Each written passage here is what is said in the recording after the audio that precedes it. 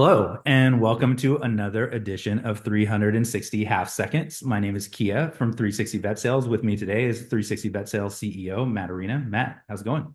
Doing well. How are you? Doing pretty good. Doing pretty good. Thanks for asking. We're excited for this year. It's like last year ended up on a really good note. The market is still going really well, so we're excited for this year. We've been busy, which is probably why we haven't been videoing, but feeling Yeah, feeling ready to go.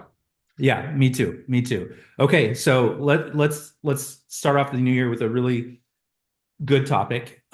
Before I start with the topic, let me just remind everybody how this works. I'm going to give Matt 360 half seconds to answer the question that I'm about to ask him, and the timer starts as soon as I'm done asking the question. So, Matt, today the topic is going to be something that we've been talking about a lot with our clients and our prospective clients, and so I thought that it would be a good thing for other people who don't talk to us on a regular basis to learn about. So, you ready to go? Ready to go. Here we go. Matt, I'm a veterinarian. I'm a veterinarian owner. I want to go to market. Who do I need to have on my team? Good question.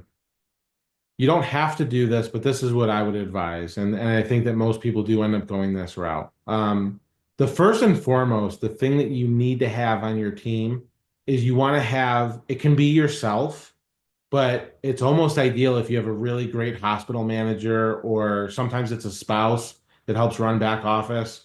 Somebody that's going to be readily available, organized, dialed in, that when we go through a process and we're asked for reports or questions, just is able to get that stuff out quickly because it's a really important part of the process. Um, and it's time consuming. It's a little bit of a heavy lift. I mean, we try to make it as absolutely easy as possible on you, and we try to plan ahead, but there's always going to be additional questions and things that come up. And so having that person that can dedicate the time and really focus on that part of the process is very important. So That's essentially, probably, you need a point person on yeah, your end. Yeah, yes. somebody that we're like, hey, we need this report, or they have these questions. Can you answer them? And you could turn them around. I think what you're getting at here is it's really important to turn around things quickly once the process starts. Yes. Okay. And I would say just, for food for thought, it's 50-50. 50% of the time they have a hospital manager or something. 50% of the time the actual owner seller is the one that takes that on, and they do a really good job of it. But just that's one of the big things that you need. Um, the other thing that is really important, and everybody absolutely has to have this, is an M&A attorney. Do Okay. not try to do this without an M&A attorney. These are attorneys that specialize in doing transactions. They are there for your best interest. They've seen it all before, right? They, Like, yeah, they've seen it all a lot of time. And this is my other thing. You can use any M&A attorney, whoever you have. I would strongly, strongly advise it'll be more efficient. It'll probably save you money.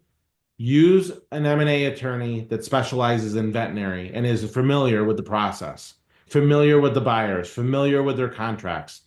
It makes sense. They will know what they can and cannot ask for from the buyer. And so you're already miles ahead. and they also know if the buyer's asking for too much or asking for things, they also know when to say, hey, you don't need to do that. Or, Yeah. yeah, And I tell our customers, you don't have to use who we provide, but I would recommend a veterinary specific. A lot of times they go, we don't really know any. And I always tell them, listen, I'll send you a list of, I don't know, there's probably 6 or 7 at this point that we've worked with before, that we know have done a good job for our customers.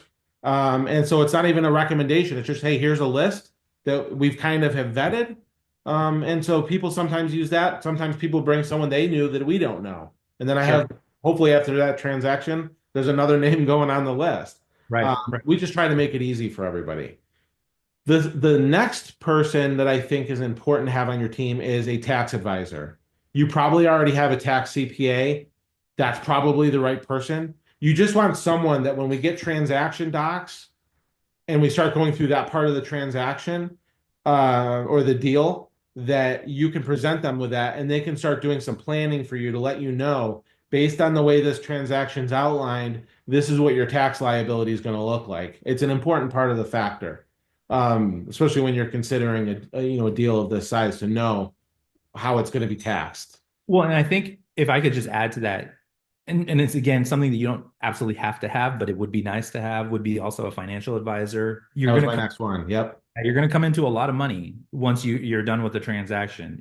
How you invest that money, as you mentioned, what goes to taxes, what goes to investments, all that kind of stuff Yep. is something that a financial Yeah, I advisor. mean, we're not financial advisors, but you certainly probably don't want to take all that money and put it under the mattress. I mean, there's places you can deploy your assets or your money and have it make money for you or do different things. So, a financial advisor is also important to have on your team. Um, and last but not least, honestly, a broker. We've told people, even if you don't use us as a broker, use a broker because my deep down belief is if you don't use a broker, there's a few things that could happen. The first and foremost is you could leave money on the table, meaning you may not negotiate for yourself the very best deal that you can get. And I'm not just talking financial, it could be um, different terms of the deal that you just don't know to even ask for. Whereas with a broker, you have someone on your side, they've done a number of these deals, they have the experience in the background to know how to get you all of your goals and how to achieve different things. I can't speak for all the brokers out there, but I can certainly speak for us and how we do things. There are also a lot of things that happen in a transaction when you get from signed LOI to closing the deal that can make or break a deal. And you don't want your deal to fall apart. So you need someone that's experienced and is able to help mitigate those challenges to help get you to the finish line. Um, Right. I don't think there's really, I would say 80% of deals have little hiccups or things that need to be ironed out and worked through. And I feel like I've been able to be pretty instrumental in that part of the deal and the transaction to help overcome those things and get to the finish line. So that Yeah. would be the team. I just want to recap it.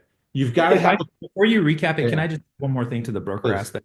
You mentioned, you would absolutely recommend having a broker. I agree with that. I think, can you do this kind of thing on your own? You can, but as you mentioned, going back to leaving money on the table, I think that what people have to understand is this, that when you're dealing directly with a buyer, they have an expectation that you're a pretty busy person, that you have a limited amount of bandwidth.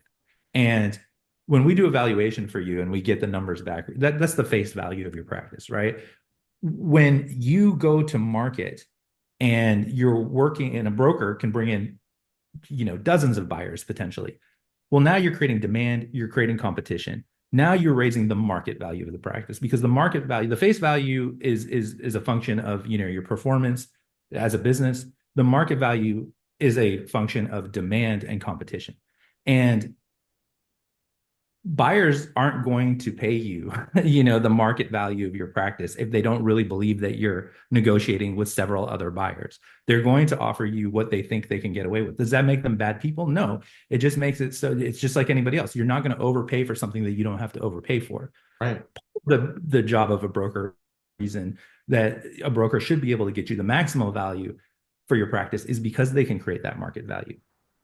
So I just wanted to add that in. So sorry. Now, and we're over time, but I want you to get to the recap. Yeah, and just because we are over time, I'll keep it quick. The four people that you need to have on your team, in my opinion, is you want to have a. I'm going backwards, or I'll go forwards, I guess. You want to have a quarterback or someone who's a point person to help answer the questions, whether it's you, a hospital manager, a spouse that maybe works in the background and helps out, but somebody that can be there to answer all the questions and get through that part of the process. You want to have a M&A attorney. You want to have a tax advisor, a financial advisor, and a broker. That would be the dream team to go into a transaction and have a best result. And you should feel very comfortable, if that's the team that you've surrounded yourself with, you should feel very comfortable that you're going to walk out of there with a really good outcome. Correct. Yep. Awesome. Well, Matt, that was really thorough. Thanks so much for the detailed answer. If you want us to do evaluation for you or anything like that ahead of time, shoot me an email at kia@360vetsales.com. I'll let you know what we need to do evaluation, and we'll get it done for you so that when you do come to see us, we could talk specifically about your practice and what your options look like.